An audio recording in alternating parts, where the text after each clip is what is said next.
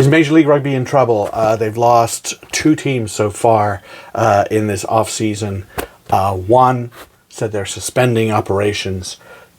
The other one, well, 2 teams merged. So you had LA and San Diego, and it became California in a merging. Now, but it would also mean that there were fewer roster spots for a whole bunch of people, so that would be a bit of a challenge. I think it's interesting to see that the MLR draft is still happening, and if they were in real trouble, the draft wouldn't happen. It would be a logistical nightmare. They would just suspend the draft.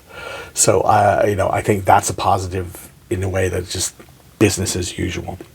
One more thing that I think people have to remember about Major League Rugby is not Major League Baseball or the NFL or the NBA or the NHL today.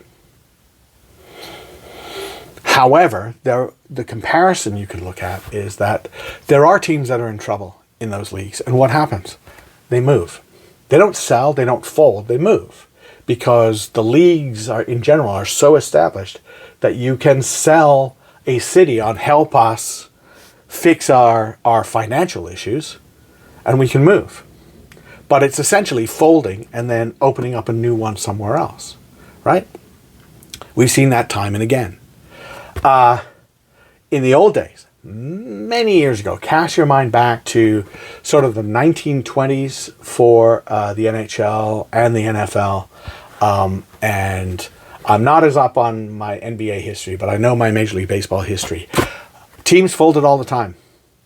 The 1899 Cleveland Spiders of the Major League Baseball of the National League spent the last 35 games on the road because they had no fans, so they didn't even bother. They just played all their games on the road.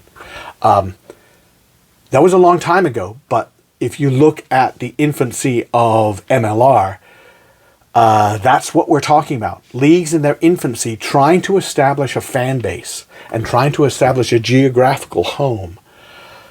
You got to look back to about 100 to 120 years ago to see there were teams that folded. There were teams that merged with other teams, stuff like that. So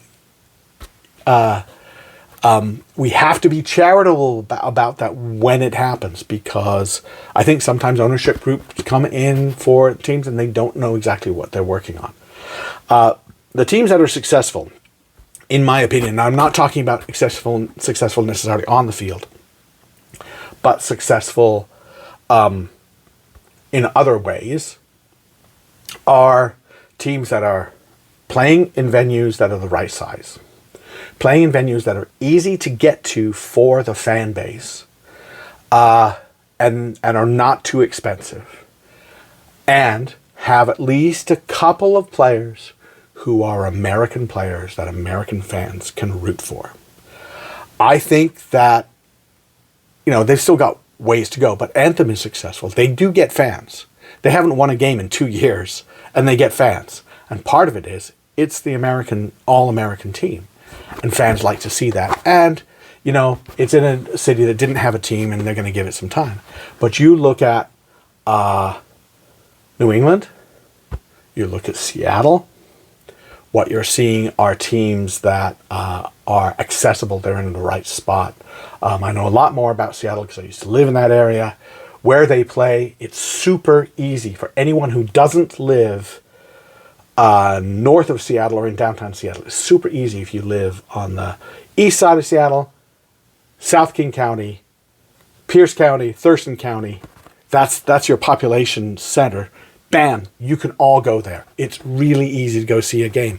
If you find a place where it's easy to see a game. Don't worry about the other kind of stuff like, this is a super fancy stadium. You don't need a fancy stadium. It's a 2-hour game. They're going to come out and watch for 2 hours, right? Go and find a place that's easy to get to, that is not so huge that you're paying for empty space. And then you have to market. You have to work very hard to market the game. MLR is still coming through. It's still worthy to play in, but we need to see a more American-centric player base that includes Canada, and we need to see a little bit more understanding that you don't just open the doors and say, we've got a professional rugby team here, and people just waltz in.